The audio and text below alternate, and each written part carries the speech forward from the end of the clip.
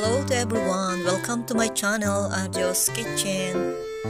So narito tayo agad. Magigisa tayo ng sibuyas na may kasamang chili green, hot chili green. Anghang yan. Gagawa tayo ng soup para kay amo at ang batang alaga ko. Kami lang dito sa bahay. 3 lang kami.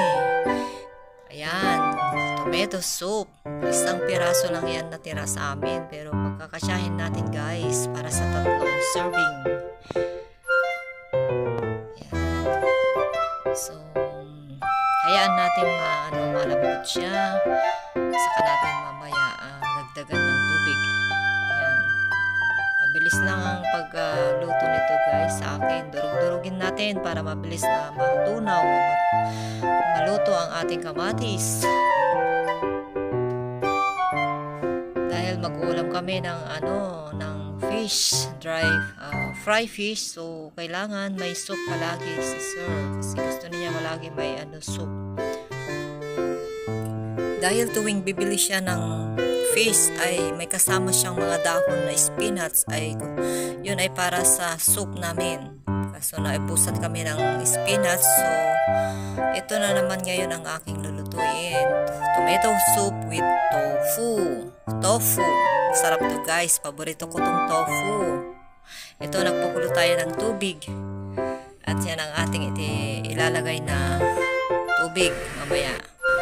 So hindi ko na naipakita guys yung kala ko naka-play yung video ko, hindi pala. Nagalagay na ako ng tubig, mo isang baso lang yan. Ayan, may nalagay na akong asin saka yung light soy sauce para masarap. At saka meron din yan sesame oil, mas masarap. Yan ang pinaka nila, yung ricado nila dito sa atin ay sa songkong. Sa atin kasi patis, sa kanila light soy sauce. Pero may mga ibang Chinese din na gumagamit ng fish sauce kasi nakikita ko yan pag nagbabasa ko ng mga recipe sa mga Chinese recipe. Ayan, luto na ang ating tomato soup with tofu.